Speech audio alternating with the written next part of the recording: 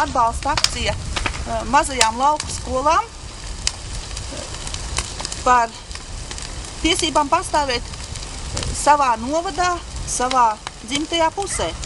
Jūs esat Bauskas rajona Bērdas pamatskolā, kuras izglītības ceļi ir jau 136 gadu garumā. Un visos laikos izglītība šajā novadā un šajā vietā ir bijusi vajadzīga. Tagad ir runas par to, ka skola laukos nav vajadzīga, ka šeit ir mazs bērnu skaits un ka tā ir neekonomiska. Tomēr, jebkurā mazā skolā izaug personības un cilvēki, kas ikdienā dara labu darbu. Ja šeit nebūs izglītības un nebūs skolas, tad jautājums, kas tad šeit paliks? Neviens jauns cilvēks laukos neatgriezīsies, ja viņam nebūs, kur izglītot savus bērnus. Cilvēki laukos ir jāiekustina, jo skatoties televīziju un radio, pēdējā laikā cilvēki to vairs nemaz nedara, jo viņi uzskata, ka tās tik daudz negāciju nāk no televīzijas un radio, ka tas ir par smagu priekš viņiem. Un tāpēc pamazām iedzīvotāji arī šeit, lauka apvidū, kļūst inerti un saka, ka viņiem ir vienalga, neko jau mēs izdarīt nevaram. Tāpēc es šoreiz saku paldies partijai visu Latvijai par to, ka viņi iedrošinājās aicināt skolas uz šādu pirmo akciju. Mēs arī šoreiz piedalāmies pirmoreiz un esam savā kolektīvā runājuši, ka vajadzētu kaut ko darīt, bet nekad nav bijis drosmes un neesam arī varējuši izdomāt, ko tad tādu, lai mēs izdarām. Ja zemnieki varēja ar traktoriem braukt uz Rīgu, tad ar ko tad, lai skolotājs iet uz Rīgu, lai mūs sadzirdētu. Un tāpēc lauku iedzīvotājiem ir vajadzīgas šādas te akcijas un vajadzīgas šādi te notikumi, kad mēs tomēr jūtamies vienoti, kopā visi, kaut arī tas mums šodien bija uz 10 minūtēm, bet tā ir tikai pirmā reize. Ja tiešām valdība un valsts nesaprot izglītības nozīmi šodien un izglītības nozīmi laukos, tad ļoti, ļoti žēl. Iedzidis starp zemi un starp debesīm,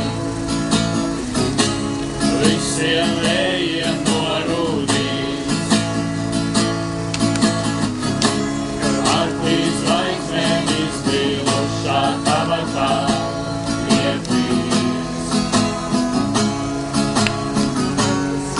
Kad dzimis Latvijā,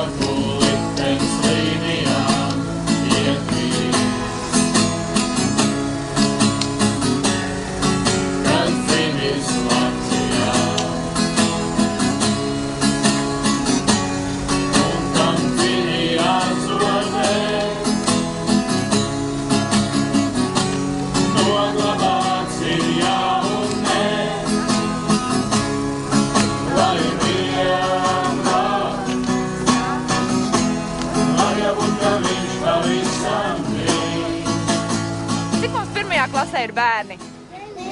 19. Redziet, cik jūs esat daudz. Un arī nākošu gadu 1. klasē jau ir pieteikušies gandrīz 19. Bet mēs vienkārši zinām, ko tas nozīmē, kad mums nebija piebūves, kad mums nebija ēdams zāles, kad mums nebija virtuves un kad mēs bijām ļoti, ļoti, ļoti maz. Mums arī draudēja slēgšana. Un tāpēc mēs šo ugunskura iekurinām, lai visiem saglabājas viņu skolas, lai viņiem ir, kur iet mācīties, ja?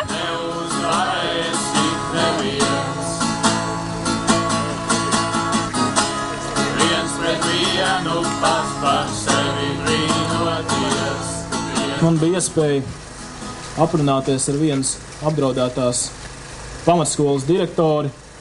Es viņai prasīju, vai tā ir tiesa, ka, ja skolas slēgs, tad šīs daudz skolu ēkas, no kurām ir daudz ļoti skaistas, arī muižas ēkas, varētu tikt privatizētas, atdotas vai no ārzemniekiem vai vietējiem spekulantiem.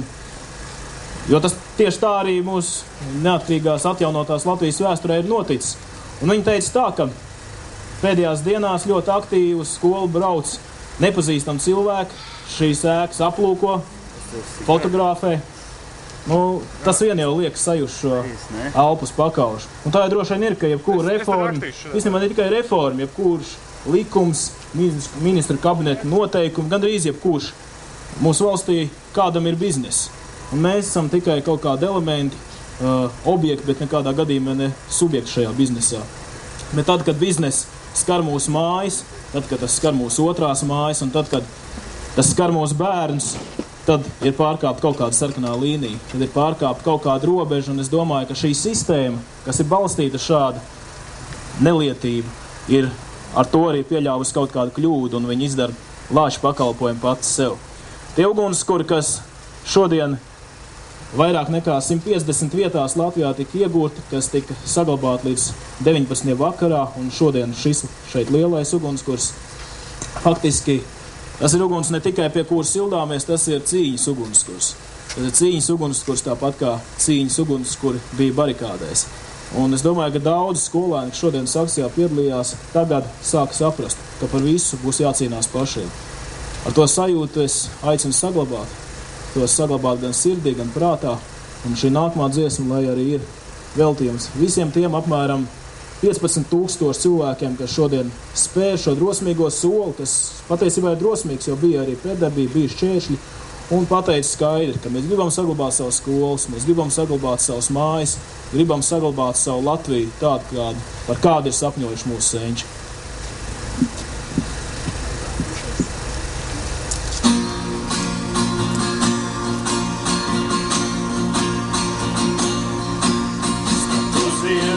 Un tauri ciešiem, zemes uzšaujos kā nēs.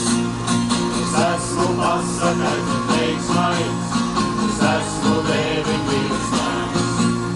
Es esmu ticējums un mīlestības.